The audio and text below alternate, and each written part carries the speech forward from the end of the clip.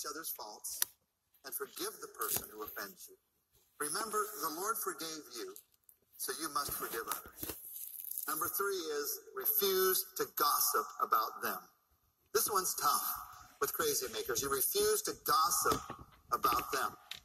Gossip is incredibly destructive to churches. It's incredibly destructive to families. It's incredibly destructive to businesses. It's destructive to your life. It tears you up. It separates the closest of friends. And the worst thing about gossip is when you start gossiping about this crazy maker, it means they win. All of a sudden, they're controlling your conversation. They're controlling your emotions. Your whole day is about gossiping about them instead of talking about some good thing, some great thing that you could be doing or is happening in your life. Don't let them win. Don't let the crazy maker win by choosing gossip.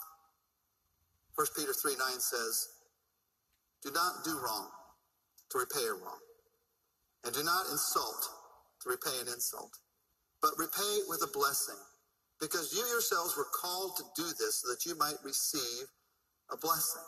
That's the point. You can gossip and miss out on God's blessing, but instead, if you choose not to, look what happens.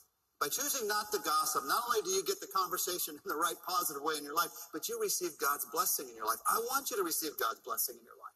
And one of the ways we do that is by saying no to gossip. That verse that says, the verse that says, don't insult somebody who insults you back, makes me think about a number of years ago. A member of our church gave me a book. He knows that I collect books from my library. And it was called 3,000 Witty Put-Downs.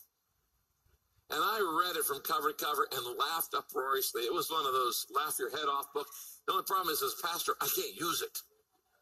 All these great, really repartee, rejoinders, and they can't use it because the Bible says, don't repay an insult with an insult. Now, these are the steps to dealing with the crazy makers in your life. I refuse to be offended. I'm not going to take it personal. I'm gonna consider the source. It's a crazy maker, and you may have all kinds of problems that I don't even know about. And I'm not going to wait for an apology. I'm gonna offer forgiveness even before you ask for it, even if you never ask for it, because you might not. And then this is even harder. As Tom said, I'm not going to gossip. I'm not going to go talk about you to somebody else. Step number 4 is I refuse to play their game. After I've done these other things, I refuse to play their game. You see, crazy makers love to argue, and they love to debate because they love to get your attention. Now, if you fall for this trap, you're going to start thinking, if I could just clearly, logically explain to them what they're doing, then the light would come on in their mind, and they would realize how self-destructive and how inappropriate their behavior or what they're saying is. And if I could just reason with them, then they will say, well, yes, thank you for helping me see that. Thank you so very, very much. But here's the point. Crazy makers don't come to their position through reason, so you can't reason them out of it. It doesn't work. You can't talk people out of a behavior they didn't talk themselves into. They got into that behavior because of an emotion, not because of logic. It's reason, motivated reasoning. Motivated reasoning means I come up with a reason for doing something because I feel this way, and so I need a reason to do it. The motivation actually comes from the feeling, not from the reasoning. And what I've discovered is that people are going to either like you or not like you. And if they don't like you, you can't make them like you.